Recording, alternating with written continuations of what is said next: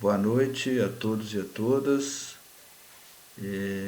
Gostaria de, em primeiro lugar, agradecer imensamente a comissão organizadora do 2º Congresso Internacional de Saúde Única pela lembrança do meu nome, pelo convite em participar. Me sinto muito honrado. Meu nome é Ivan Gregório Ivankovitch, sou formado em Medicina pela Universidade Federal de Alagoas em 1988. Tenho especialização em cirurgia geral, com área de atuação em videocirurgia e cirurgia bariátrica. Concluí meu mestrado em gastroenterologia cirúrgica em 2006 pela Unifesp, Escola Paulista de Medicina. Sou docente do Centro Universitário São Lucas, aqui em Porto Velho, Rondônia, e faço parte como preceptor do programa de cirurgia geral, residência em cirurgia geral do governo do estado de Rondônia. Para mim é uma honra muito grande estar aqui.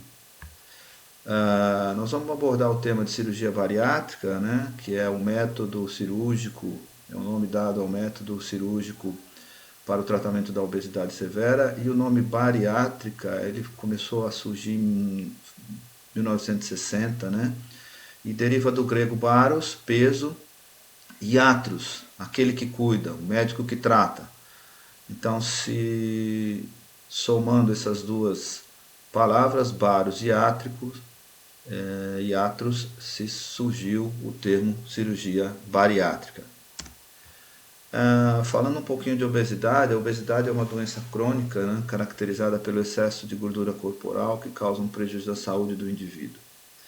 A obesidade coincide com o aumento de peso, mas nem todo aumento de peso está relacionado à obesidade, né? Então a gente pode exemplificar através dos atletas, né? Você tem muitos atletas com peso que quando classificado pode sugerir obesidade, mas na verdade o atleta ele tem um percentual de massa magra muito maior em relação ao percentual de massa gorda. Então aquele peso está relacionado basicamente à massa muscular. A Organização Mundial de Saúde define como sobrepeso ou obesidade a acumulação anormal e excessiva de gordura que pode ser prejudicial para a saúde. Utiliza um índice, que é o índice de massa corpórea, para que nós possamos classificar a obesidade. Então, o índice de massa corpórea é um método bastante simples, prático, né? Fácil, e ele nada mais é do que a relação entre o peso em quilogramas dividido pela altura ao quadrado. Isso vai dar um resultado em quilogramas por metro quadrado, e dentro desse resultado nós classificamos a obesidade. Então a gente pode classificar o peso normal é um indivíduo entre 18,5 e 24,9 kg por metro quadrado, abaixo de 18 já pode ser considerado como magreza, sobrepeso entre 25 e 29,9, obesidade leve entre 30 e 34,9 e assim sucessivamente. Já existem alguns serviços que classificam os pacientes em superobesos e superobesos. Superobeso com índice de massa corpórea entre 50 e 59,9 e os superobesos com índice de massa corpórea maior que 60. A prevalência de obesidade no Brasil e no mundo vem crescendo ao longo dos anos, né? E nos Estados Unidos a gente observa que houve um crescimento de 30,5% em relação aos anos de 1999 e 2000, né? Esse período de 99 e 2000 e 2017 a 2018, houve um crescimento na época 99 e 2000 a 30,5%, 2017 e 2018 42,4% da população de adultos nos Estados Unidos eram obesos, né? Com um crescimento na obesidade severa de 4,7 para 9,2. Outra coisa preocupante também é o crescimento dentro da classe, da faixa etária de crianças e adolescentes, né? Cresce assustadoramente nos Estados Unidos. A prevalência hoje gira em torno de 18,5%, que afeta em média 13,7 milhões de crianças e adolescentes nos Estados Unidos. Então é uma situação bastante preocupante. No Brasil, no último, os dados de 2018 mostrou um crescimento de 67,8% no período de 2006 até 2018, onde em 2006 nós tínhamos uma média de 11,8%, hoje a gente tem uma média, uma prevalência de 19,8% de adultos obesos no Brasil. Isso é um número significativo.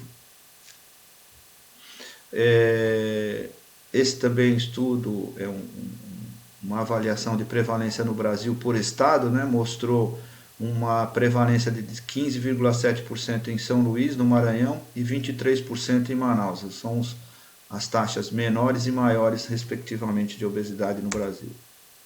Uma outra situação bastante preocupante é em relação às repercussões na condição de saúde dos indivíduos portadores de obesidade. A doutora Maria Edna de Mello, que era responsável científica pela ABESO, que é a Associação Brasileira para Estudos de Obesidade, fez um levantamento da literatura, isso está no site da ABESO, está fácil de acessar, e correlaciona a obesidade com inúmeras patologias como diabetes, hipertensão, eventos cardiovasculares, a prevalência de alguns cânceres, né? Câncer de mama, câncer de intestino grosso, nos pacientes, uma prevalência acentuada nos pacientes portadores de obesidade. Quer dizer, a obesidade ela traz uma repercussão negativa no estado de saúde do indivíduo. Nós também fizemos um levantamento com um grupo de pacientes operados aqui em Porto Velho, né, para avaliar a prevalência a ocorrência de algumas situações. E veja bem, no nosso grupo de pacientes, né, nós levamos para o congresso que foi aqui em Belém, nós tivemos a média de IMC variando de 35 a 56,6 e a presença nessa população de pacientes, eram mais de 100 pacientes, nessa população de pacientes nós encontramos 47,7% de hipertensão arterial, 16,15% de diabetes e 68,5% de esteatose hepática, ou seja, eventos com ocorrência acentuada no grupo de pacientes obesos. Também publicamos um trabalho com mais de 100 pacientes em candidatos à cirurgia bariátrica e 60 pacientes já operados, avaliando a qualidade de vida desses pacientes antes e depois da cirurgia.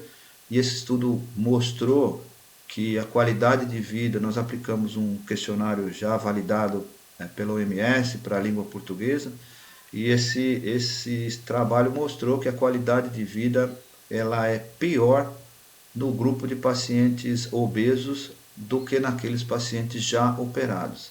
A qualidade de vida, existe uma tendência, né? Os trabalhos mostram isso, que a qualidade de vida melhora naquele grupo de pacientes que emagrecem, que perdem peso após a cirurgia bariátrica. Isso aqui é um estudo multicêntrico, foi publicado no Reino Unido, também mostrando o impacto negativo na expectativa de vida do paciente obeso, né? Foram estudados mais de 900 mil pacientes em vários centros na Europa, e foi publicado no The Lancet em 2009, e mostrou que os pacientes portadores de obesidade moderada, que aqueles que têm obesidade entre 30 a 39,9, classe 1, classe 2, eles tiveram uma redução na expectativa de vida em torno de 2 a 4 anos. E os pacientes com obesidade severa, com IMC maior que 40, tiveram uma redução na expectativa de vida entre 8 e 10 anos. Quer dizer, é um impacto extremamente negativo na expectativa de vida dos pacientes obesos. Esse estudo também mostrou que para cada 5 kg de aumento no IMC, você tem uma ocorrência maior de determinados eventos, como, por exemplo, mortalidade por doença arterial coronariana, os acidentes vasculares encefálicos. Cada 5 kg de aumento no IMC, você tem um aumento também da ocorrência dessas situações. Então, a obesidade ela tem um impacto negativo na qualidade e na expectativa de vida do paciente portador dessa patologia. E hoje a gente dispõe, né, do tratamento cirúrgico para a obesidade. E eu queria contar uma historinha para vocês que talvez tenha sido o primeiro evento, vamos dizer, o primeiro tratamento com intervenção para o tratamento da obesidade. É uma história bastante interessante de um rei no século X, na Espanha, Dom Sancho I. Ele era rei de León e adquiriu obesidade, comia muito, era um glutão, chegou a pesar mais de 150 quilos, e em determinado momento da sua vida ele não conseguia mais montar, cavalgar, sequer empunhar uma espada em virtude da sua obesidade. Então os nobres da cidade de León destituíram ele da posição de rei, ele se deslocou para Navarra, também na Espanha, procurando apoio da sua avó, uma rainha, a rainha Toda. Enfim, a rainha conseguiu um médico israelense, que instituiu um tratamento para o Sancho I. Nada mais,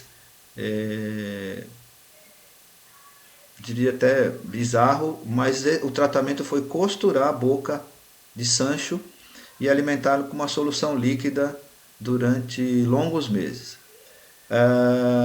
Costurou a boca, era uma solução líquida, ele conseguiu uma solução que tinha na sua composição uma substância derivada do ópio, e ao longo dos meses ele conseguiu emagrecer, perder peso, voltou para León, recuperou o seu trono, voltou a ser rei.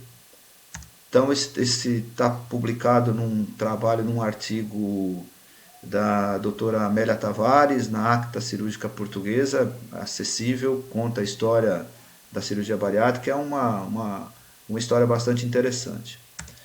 Mas os procedimentos cirúrgicos para o tratamento da obesidade severa, eles começaram a serem desenvolvidos a partir da década de 50, né? A primeira notícia que se tem de uma cirurgia, de uma intervenção cirúrgica com o objetivo de indução de perda de peso foi realizada em 1952 na Suécia por um cirurgião chamado Victor Eriksson. Ele realizou uma ressecção intestinal maciça de intestino delgado com o objetivo de induzir a perda de peso. Por se tratar de um procedimento extremamente radical e com complicações, não caiu no agrado dos cirurgiões da época e foi abandonado. Em 1953, 54, nos Estados Unidos, na Universidade de Minnesota, começaram trabalhos experimentais, né, com animais, com derivações jejuno-ileais e jejuno-cólicas, né, com um princípio desabsortivo, inicialmente feito em animais e depois reproduzidas em seres humanos, com o objetivo de indução da perda de peso. Então a gente tem duas cirurgias marcantes, que é a cirurgia derivação jejuno-cólica, jejuno-ileal, e em 1963 Payne e DeWitt Commons propuseram essa derivação jejuno-cólica distal, com uma anastomose entre o jejuno e o colo transverso. Sempre essas pesquisas objetivando métodos desabsortivos, né? Derivações intestinais, diminuindo a área de absorção intestinal, para com isso induzir a perda de peso, né? Esses procedimentos foram abandonados, tendo em vista as complicações nutricionais, hidroeletrolíticas, né, que causavam no paciente, hoje não são utilizados. Mas serviram de início, pontapé inicial para as pesquisas dentro da temática. Um fato importante histórico, na década de 60, o professor Edward Mason, nos Estados Unidos, ele instituiu o conceito de restrição, né, desenvolvendo técnicas de gastroplastia com redução do estômago e derivação intestinal. No Brasil, a primeira notícia de um cirurgião trabalhando com cirurgia bariátrica foi no estado de com cirurgia para obesidade, foi no estado de São Paulo. Professor Salomão Scheib, da Faculdade de Medicina da USP, do Hospital das Clínicas, ele reproduziu em 36 pacientes, publicou as derivações jejuno-ileais, né, com o objetivo de tratar a obesidade. Publicou o seu trabalho em 1900, no final da década, no começo da década, meio da década de 80. Publicou, né, a sua experiência, como eu falei, com 36 casos. E uma história interessante também, que a gente acabou descobrindo nessas pesquisas históricas da cirurgia bariátrica, né, a gente acaba conhecendo algumas outras histórias. O professor Salomão Scheib, era um piauiense de origem libanesa, estudou no Rio de Janeiro e mudou para São Paulo. Ele teve uma filha, a doutora Carmen Scheib, que se casou com um cardiologista, um clínico especializado em hipertensão arterial, o Dr. Décio Mion. Então a doutora Carmen casou com o Dr. Décio, os dois médicos, a doutora Carmen, filha do professor Salomão. Eles tiveram um filho, que é o Marcos Mion, que é um apresentador conhecido de todos jovens e tem vários programas. Então ele se tornou famoso, aí é neto do professor Salomão Chaga. Uma história interessante que eu achei interessante contar para vocês. O impulsionamento da cirurgia bariátrica no Brasil foi dada pelo professor Arthur Garrido, também da Faculdade de Medicina da USP, Hospital das Clínicas, né? Ele foi aos Estados Unidos, conheceu as técnicas restritivas, professor Eduardo Mason, FOB, e trouxe para o Brasil esse princípio, né? Em 1988 foi criada a Sociedade Brasileira de Cirurgia Bariátrica, a segunda maior sociedade do mundo, só perde para a americana. Aqui é uma foto histórica da criação, né? Nos auditórios da Beneficência Portuguesa em São Paulo, e inúmeros cirurgiões aqui que já não estão mais conosco, o professor Barroso, o professor Edmundo Ferraz, participaram desse embasamento e desenvolvimento da cirurgia bariátrica no Brasil. Hoje, em 2006, a Sociedade Brasileira de Cirurgia Bariátrica passou a receber o nome Sociedade Brasileira de Cirurgia Bariátrica e Metabólica. Hoje conta com mais de 1.000 membros, né? E a gente tem também não só cirurgiões, membros, mas nós temos também as especialidades associadas, né? Psicólogos, clínicos, nutricionistas, fisioterapeutas também fazem parte da Sociedade Brasileira de Cirurgia Bariátrica e Metabólica. Aqui falando um pouquinho das técnicas, dos desenvolvimentos técnicos, né? A gente chama atenção aqui para dois cirurgiões, o Dr. Matias Fob e o professor Rafael Capella. Do Matias Fob em Los Angeles e o Dr. Rafael Capella em Nova York, desenvolveram o bypass gástrico, né? Foram as primeiras cirurgias realizadas com o princípio desabsortivo de redução do estômago com uma derivação intestinal. Foram se desenvolvendo e na técnica original se fazia uma redução, procedia uma redução gástrica com a colocação de um anel de silicone com o objetivo de contenção. Na Europa e também nos Estados Unidos se estudaram um princípio misto, um princípio desabsortivo com também um componente restritivo.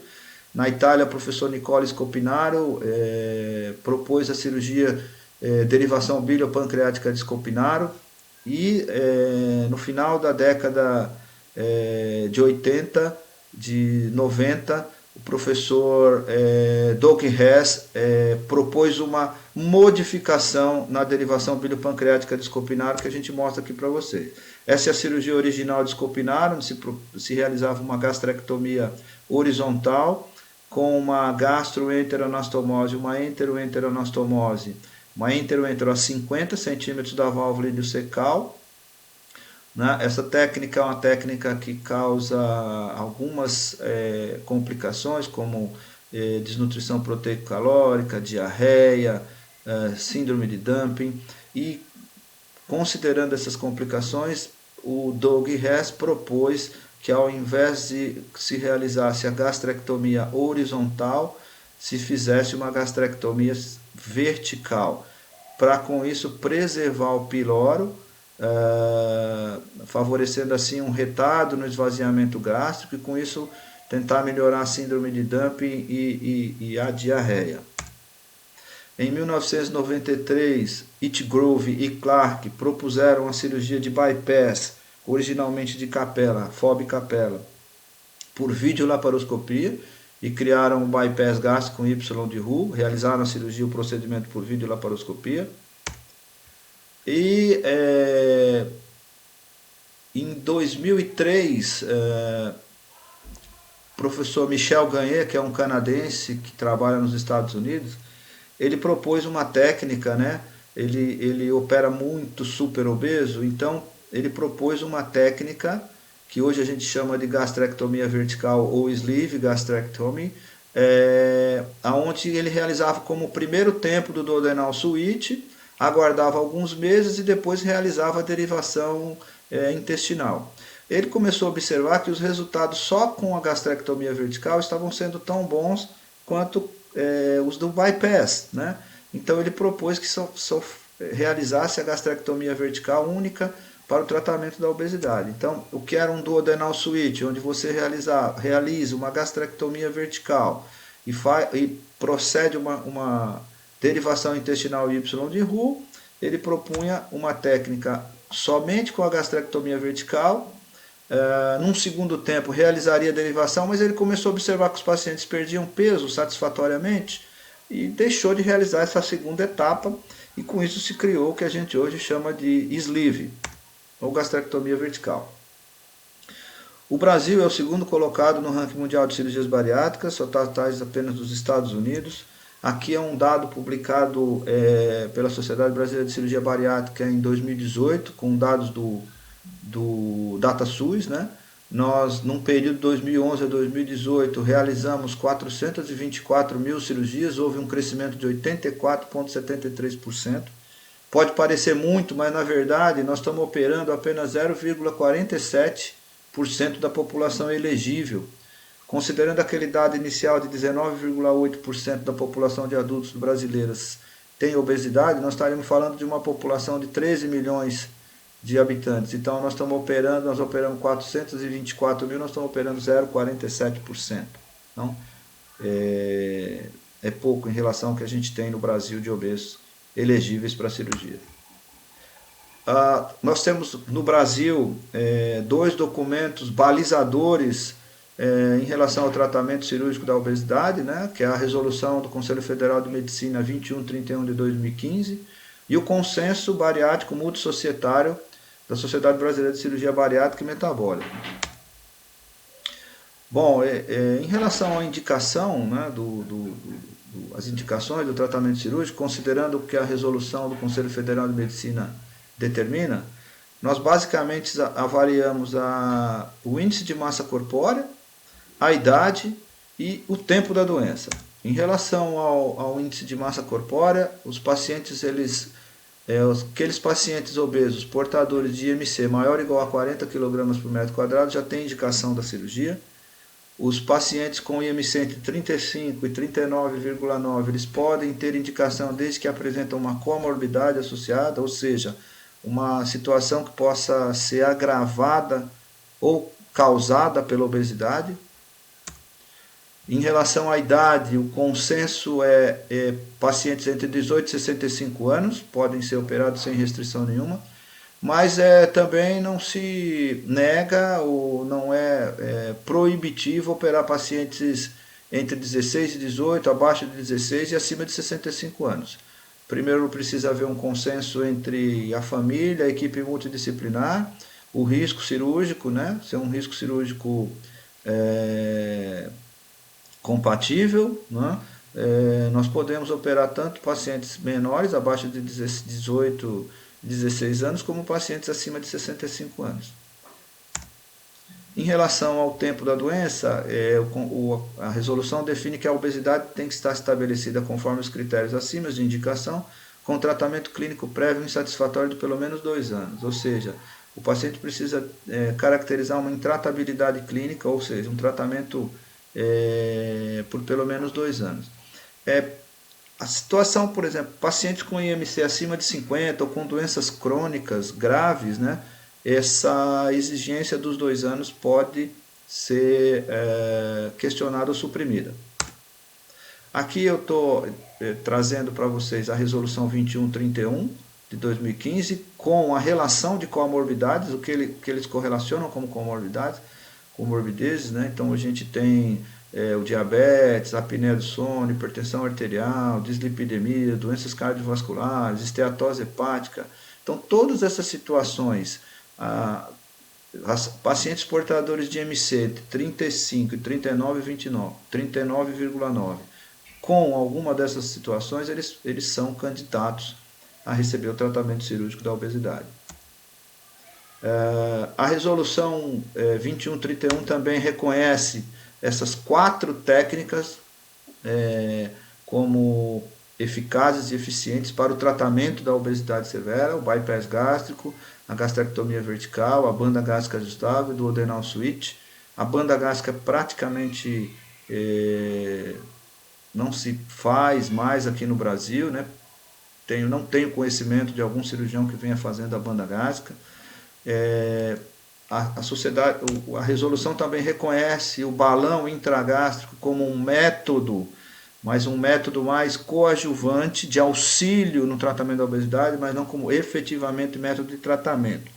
O balão intragástrico ele pode ser utilizado naqueles pacientes muito pesados, que têm um risco cirúrgico considerável, preocupante. Você pode utilizar o balão como método preliminar, o objetivo do paciente perder algum percentual de perda de peso para depois ir para a cirurgia. O balão é um método temporário e a perda de peso, o percentual de perda de peso perdido não é satisfatório considerando alguns níveis de obesidade. Mas, na verdade, as duas técnicas predominantemente realizadas no Brasil e no mundo são o bypass gástrico, né, que é uma redução com uma derivação intestinal, e a gastrectomia vertical ou sleeve. Essas são as técnicas que têm um predomínio, uma preferência pelos cirurgiões brasileiros, americanos e europeus. Aqui é um vídeo esquemático mostrando para vocês o que é o bypass, né? O bypass é realizado por videolaparoscopia. A gente procede à introdução de alguns trocáteres, né? E com grampeadores endoscópicos a gente realiza um grampeamento horizontal, com grampeamento vertical, cria um novo estômago. Esse é um novo estômago, também chamado de pouch gástrico. É feita uma secção da alça jejunal e uma gastroenteroanastomose com uma enteroenteroanastomose. Então fica o estômago excluso, não é? E aqui passa a ser o novo trânsito. Veja que é o contato com o novo estômago, pouch gástrico, e a secreção biliopancreática entrando em contato. Essa é a técnica que nós definimos como bypass gástrico em Y de Roux, vídeo laparoscópico. Aqui é a gastrectomia vertical, uma técnica também com introdução de trocáteres, o acesso à cavidade abdominal e também com grampeadores endoscópicos, esôfago, estômago, intestino grosso, intestino delgado, o trânsito intestinal, trânsito alimentar, né? Caminha pelo esôfago, estômago, duodeno, jejuno. A gastrectomia vertical ou sleeve consiste numa gastrectomia vertical, no sentido vertical, preserva antro e isso é retirado, é uma gastrectomia. Na técnica do bypass, o estômago fica excluso, é preservado.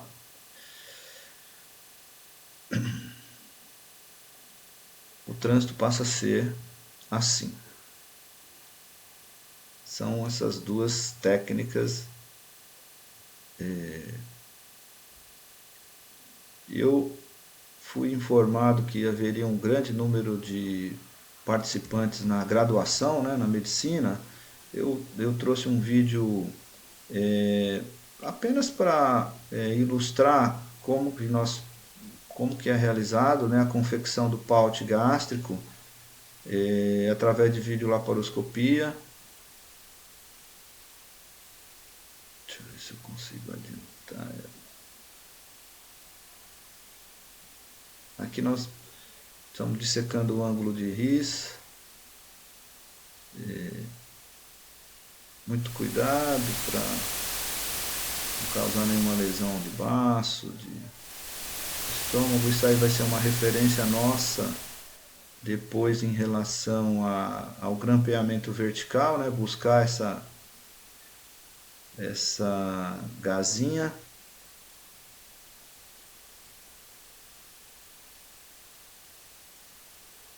Não tem como. Então aí nós vamos começar a trabalhar aqui na pequena curvatura, só para mostrar para vocês o primeiro, abrindo a pequena curvatura para a gente poder entrar com o grampeador endoscópico. Eu não consigo adiantar aqui o vídeo, infelizmente eu não consigo adiantar. Mas é uma cirurgia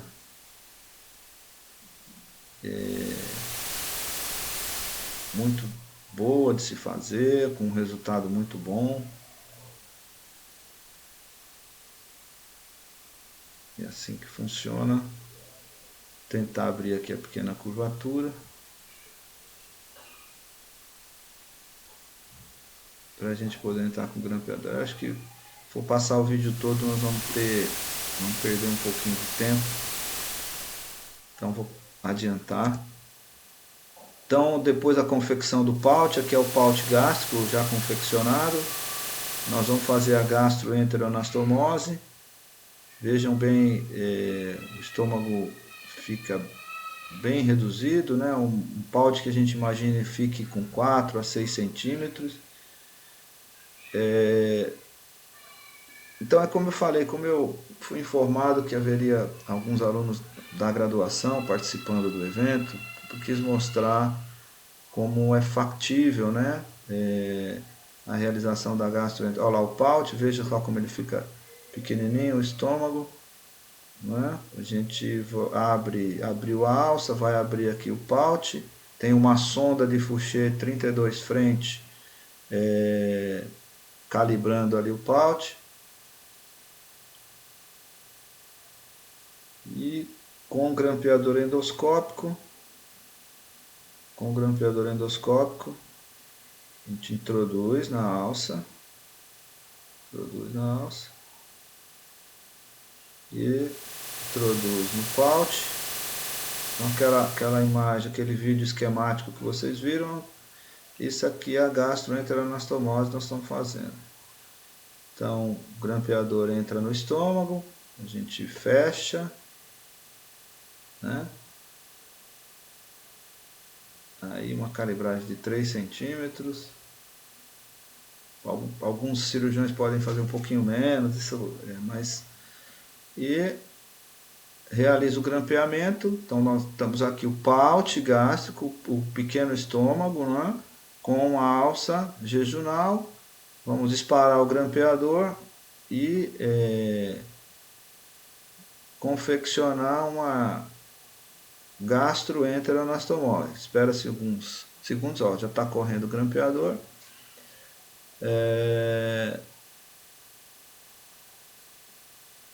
Pronto. Esse orifício vai ser fechado, obviamente, né? Mas já se criou a comunicação, a gastroenteroanastomose, entre o estômago, o novo estômago e a alça jejunal. Depois a gente faz a secção da alça, torna isso um Y de Roux, então esse orifício vai ser fechado. Tem que ser fechado, obviamente, né? Isso aí. E confeccionamos a gastroenteroanastomose. Existem algumas técnicas sendo propostas atualmente, né? Que é o mini gastric bypass e a single anastomose do duodeno ileal, SAD. Ainda não existe reconhecimento aqui no Brasil, aprovação aqui no Brasil, né? O mini gastric bypass é um pouch um pouquinho maior, com uma anastomose única, né? E o SAD é um duodenal switch, vamos dizer assim, uma gastrectomia vertical com uma anastomose duodeno ileal única também, né? Existem algumas críticas em relação a essas duas técnicas, principalmente com relação ao refluxo biliar para o estômago, né? A gente sabe que pode ser prejudicial, a história tem nos mostrado isso, né? Com a ocorrência de metaplasia gástrica, né? Então são técnicas ainda que se discute o reconhecimento para efetivamente aplicação na população de uma forma geral. Mais uma vez eu quero agradecer imensamente o convite, participar desse evento, para mim é uma honra muito grande. Quero me colocar à disposição da comissão para futuros eventos e para esclarecer as dúvidas, as questões que possam eventualmente surgir. Muito obrigado.